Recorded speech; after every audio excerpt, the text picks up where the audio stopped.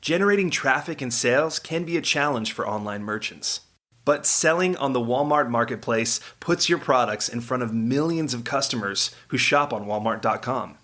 And right now, sellers who join Walmart Marketplace can save up to 50% on referral and fulfillment fees for the first 90 days. So get started today. Head over to marketplace.walmart.com/savings. That's marketplace.walmart.com/savings.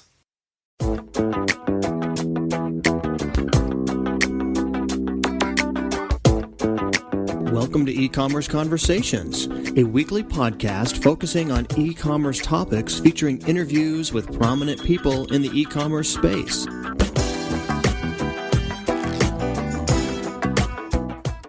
For Practical E-Commerce, I'm Kevin Patrick Allen.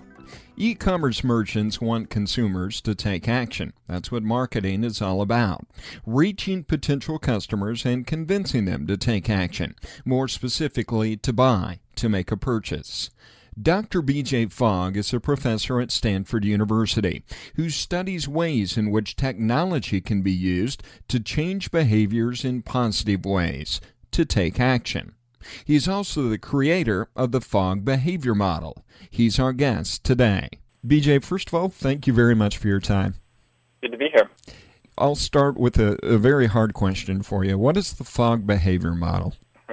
So I created a behavior model that helps people understand what causes behavior change. And I was motivated to do that because there's a lot of psychology and behavior change thinking out there that's either too complicated or it's incorrect.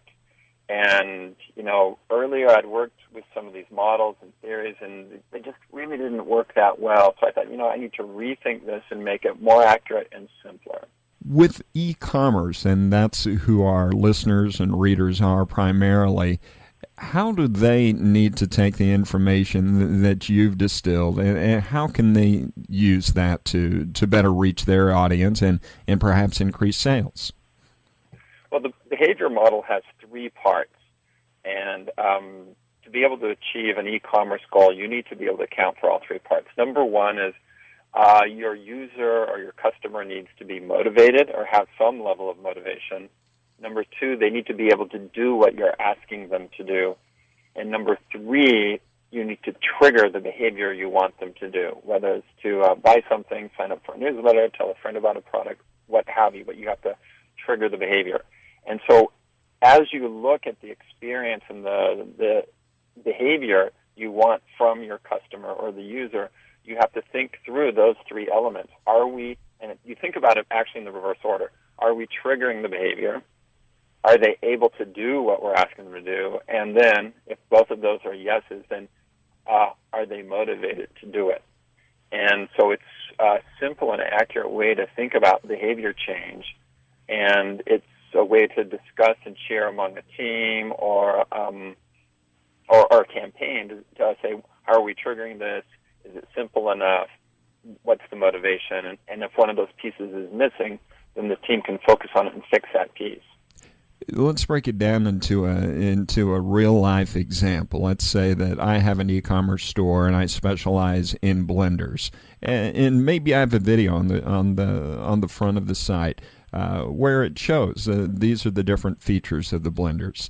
How could that video be better using the Fogg behavior model? I think understanding where your customer is coming from is the first step. So doing and it doesn't take tons of research. If you understand where your customer is coming from, and you need to, and you can do that through some pretty simple research, then you understand what elements the video needs to hit. If they need to be motivated to buy the blender, then the video should focus on the motivational aspects, how it makes their life easier, how it will make them healthier, and so on. If they're already motivated, then the video shouldn't be around motivation. It should be around ability, making it simpler to buy the blender. And so it might be more of an explanation. Here's what you do to buy the blender, and here's what the process is. So some videos are about motivation, and some videos are about explaining processes or making the behavior you want simpler to do. Now, when you talk about motivation, that some audiences are already motivated and some are not, Can you give us an example of industries where that might be the case versus one where you really kind of have to spur them on a little bit? Yeah. Well, let's say you're running a site that's about weight loss. Anybody coming to that site came there because they already have some motivation built in. You can almost count on that. Our culture already has tons of motivation about motivational messages around maintaining weight. So that kind of vertical is at least the initial encounter with somebody who's coming to the site. They're already motivated. So at that point, it's about facilitating, making it easier, and triggering the behaviors you want. Whereas, let's say somebody's on Facebook and they're looking at their feed and somebody says, hey, here's this great new camera. Well, that person may not be motivated at all, first of all, to click on the link for the camera or even buy the camera. So somehow you have to figure out what's the message to get people to click on this link to come to our page. And once they're at the page, what gets them to watch the video? And then the video is about saying, here's this great camera, capture memories of the holidays. So then basically the message in the video is more motivational rather than instructional. And let's talk about triggers, especially these days when you have Twitter and Facebook, and you just have a variety of tools to reach out to your consumers. What are some good triggers, and what are some maybe triggers that are not so effective? Yeah, I've kind of boiled it all down to 9 words, and I haven't published this yet, not in any formal way, but the 9 words, this is my mantra. It's put hot triggers in the path of motivated people. So what that means, a hot trigger is something that you can take action on. It's like click this link, click this button, enter your information here. So a hot trigger says do this, and the hotness means they can do it right now. As opposed to a cold trigger, I'm driving along and the radio says donate. Well, I can't donate right now. That's a trigger, but it's cold. What we can do with technology is give people hot triggers, things they can do right now. Now, the next part of that phrase, put hot triggers in the path of motivated people, is in their path. So what you have to do is figure out what is the path of my potential customers. Well, their email inbox is probably one path. They already looked through that. A Facebook feed might be one path. A Twitter stream might be a path. So you have to think through what is the existing path of my audience, and how do I put a hot trigger in that path? In your lab there at Stanford, it has to be a time in which it's exciting to work in the industry you're in. How much have things changed over, say, the past 3 years in terms of the research you do and the amount of people that it applies to? Wow, that's a good question. I think, so I've been looking at computers and persuasion since 1993. And at the time, it was considered a little bit crazy that, computers would be set up to change people's behaviors. And now that's pretty ordinary. Pretty much every website that exists has some persuasive intent. So in that term, it's changed dramatically. What's changed a lot in the last 3 years is due to things like Facebook, Twitter, and MySpace. What's happening is the information we're exposed to more and more comes to us through friends and less through broadcast channels. Broadcast being TV or print media or even just email spam. And so we're paying more and more attention to what our friends are recommending to us. So those paths that are coming to us through Facebook or Twitter or something that comes from a trusted friend in our email inbox, those things are getting much, much more important. In our research at Stanford, we've looked at Facebook and social sharing of information and how that can be leveraged to achieve the goals that you want. And so anybody that's working in e-commerce or anybody that's working in persuasive technology needs to understand the growing role that our friends, our social network, is playing in filtering the information. Broadcast stuff is getting less and less important, less and less effective, and what's becoming more effective is looking what friends are telling friends. And so at the end of the day, you're golden if you can inspire people to tell others about what you're doing, because that not only ends up in my path, whether it's my Facebook feed or my inbox, but it comes from a trusted source. And so that's really the holy grail right now in moving forward.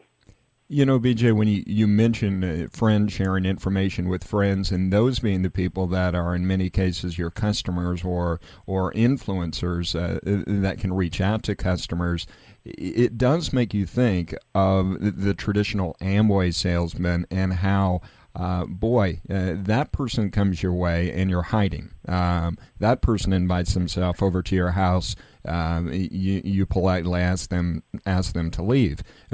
What is the difference between that and somebody that's effective in really influencing a group of people and in increasing their sales? Well, the difference is somebody meeting my needs, or are they distracting me with something I don't want? So if somebody comes to you with something that matches a need you have, you welcome that. In fact, you don't even see that exchange as persuasion. The most effective persuasion is the one that doesn't even seem like persuasion. So it seems like help. It seems like assistance. Oh, great, I needed this, way to clean my dog. Awesome. Thank you for bringing it to me. Whereas if somebody comes and tries to get you to do something that doesn't solve a problem for you, you're like, you're distracting me from all the other problems I'm trying to solve. You're frustrating me. You're creating an awkward social situation. So really the difference is matching, finding the people who have needs that you can solve. And if you can match that, at least pretty closely, not only will it be a much nicer conversation or interaction, but they're going to look at you as a source of solving problems rather than somebody who's distracting from the other problems they need to solve. BJ, as I mentioned, our readers and listeners are primarily small e-commerce merchants. Anything else you'd like to share with them today? Well, maybe just this thought that has to do with testing stuff. Just put things out there, see if they work, and if they don't, try something else. Nobody can predict 100% of the time what's going to work, whether it's here's this video or here's this messaging and so on. You have to be pretty nimble and try lots of stuff, measure what works, and what's working, grow that, and what's not working, stop and try something else. BJ Fogg, creator of the Fogg Behavior Model. BJ, thank you very much for your time. Thanks for having me. That's all the time we have for this week's e-commerce conversation. I hope you enjoyed it. Please tune in next week for another new episode.